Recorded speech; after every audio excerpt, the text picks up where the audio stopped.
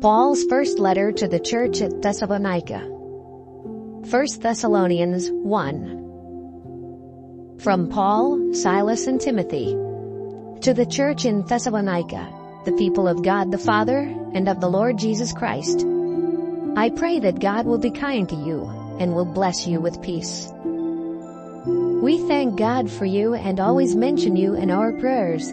Each time we pray, we tell God our Father about your faith and loving work, and about your firm hope in our Lord Jesus Christ. My dear friends, God loves you, and we know He has chosen you to be His people. When we told you the good news, it was with the power and assurance that come from the Holy Spirit, and not simply with words. You knew what kind of people we were, and how we helped you. So, when you accepted the message, you followed our example and the example of the Lord. You suffered, but the Holy Spirit made you glad. You became an example for all the Lord's followers in Macedonia and Achaia.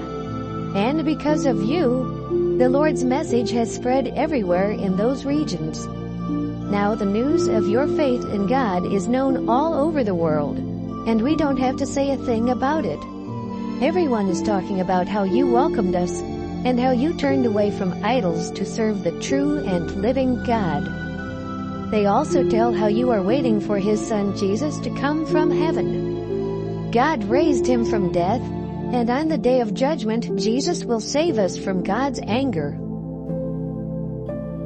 1 Thessalonians 2. My friends, you know that our time with you was not wasted. As you remember, we had been mistreated and insulted at Philippi. But God gave us the courage to tell you the good news about Him, even though many people caused us trouble. We didn't have any hidden motives when we won you over, and we didn't try to fool or trick anyone. God was pleased to trust us with His message. We didn't speak to please people, but to please God, who knows our motives. You also know that we didn't try to flatter anyone. God Himself knows that what we did was not a cover-up for greed. We were not trying to get you or anyone else to praise us. But as apostles, we could have demanded help from you. After all, Christ is the one who sent us. We chose to be like children, or like a mother nursing her baby. We cared so much for you, and you became so dear to us, that we were willing to give our lives for you when we gave you God's message. My dear friends, you surely haven't forgotten our hard work and hardships. You remember how night and day we struggled to make a living so that we could tell you God's message without being a burden to anyone.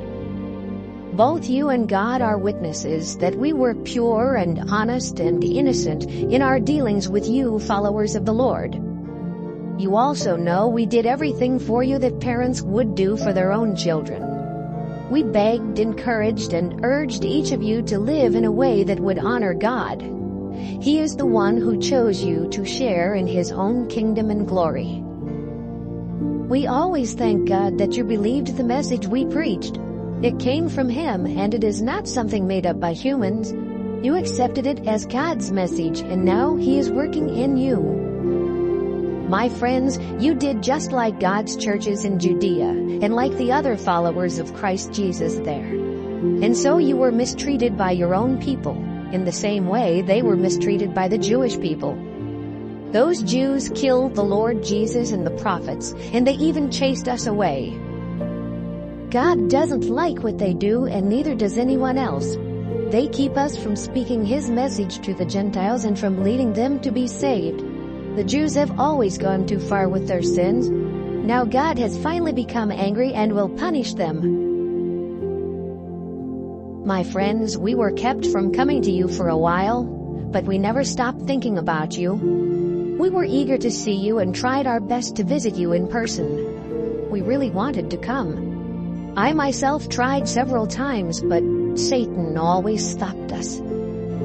After all, when the Lord Jesus appears, who else but you will give us hope and joy and be like a glorious crown for us? You alone are our glory and joy. 1 Thessalonians 3. Finally, we couldn't stand it any longer. We decided to stay in Athens by ourselves and send our friend Timothy to you. He works with us as God's servant and preaches the good news about Christ. We wanted him to make you strong in your faith and to encourage you. We didn't want any of you to be discouraged by all these troubles. You knew we would have to suffer because when we were with you, we told you this would happen, and we did suffer, as you well know.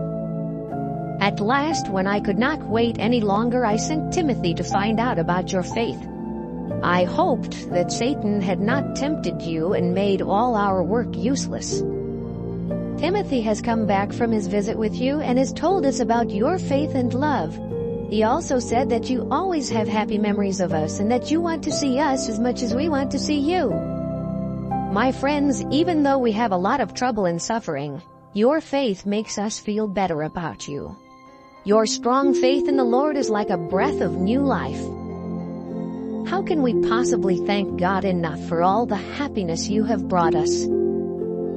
Day and night we sincerely pray that we will see you again and help you to have an even stronger faith. We pray that God the Father and our Lord Jesus Christ will let us visit you. May the Lord make your love for each other and for everyone else grow by leaps and bounds.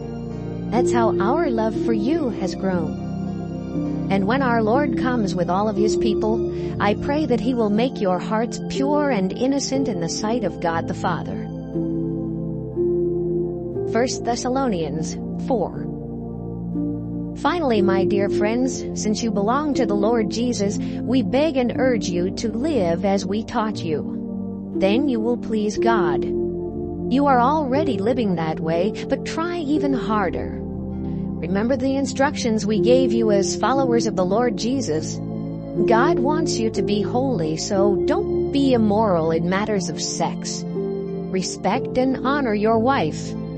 Don't be a slave of your desires or live like people who don't know God. You must not cheat any of the Lord's followers in matters of sex. Remember, we warned you that he punishes everyone who does such things. God didn't choose you to be filthy, but to be pure. So if you don't obey these rules, you are not really disobeying us. You are disobeying God, who gives you his Holy Spirit. We don't have to write you about the need to love each other. God has taught you to do this, and you already have shown your love for all of his people in Macedonia. But, my dear friends, we ask you to do even more. Try your best to live quietly, to mind your own business, and to work hard just as we taught you to do. Then you will be respected by people who are not followers of the Lord, and you won't have to depend on anyone.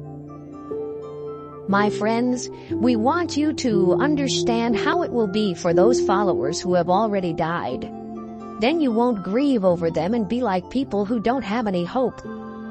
We believe that Jesus died and was raised to life. We also believe that when God brings Jesus back again, he will bring with him all who had faith in Jesus before they died. Our Lord Jesus told us that when he comes, we won't go up to meet him ahead of his followers who have already died. With a loud command and with the shout of the chief angel and a blast of God's trumpet, the Lord will return from heaven. Then those who had faith in Christ before they died will be raised to life. Next, all of us who are still alive will be taken up into the clouds together with them to meet the Lord in the sky. From that time on, we will all be with the Lord forever. Encourage each other with these words. 1 Thessalonians 5. I don't need to write you about the time or date when all this will happen. You surely know that the Lord's return will be as a thief coming at night. People will think they are safe and secure, but destruction will suddenly strike them like the pains of a woman about to give birth, and they won't escape.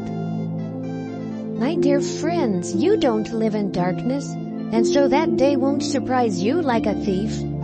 All of you belong to the light and live in the day. We don't live in the night or belong to the dark. Others may sleep, but we should stay awake and be alert. People sleep during the night, and some even get drunk. But we belong to the day. So we must stay sober and let our faith and love be like a suit of armor. Our firm hope that we will be saved is our helmet. God does not intend to punish us, but to have our Lord Jesus Christ save us. Christ died for us so that we could live with Him, whether we are alive or dead when He comes. That's why you must encourage and help each other, just as you are already doing. My friends, we ask you to be thoughtful of your leaders who work hard and tell you how to live for the Lord. Show them great respect and love because of their work. Try to get along with each other. My friends, we beg you to warn anyone who is not living right. Encourage anyone who feels left out.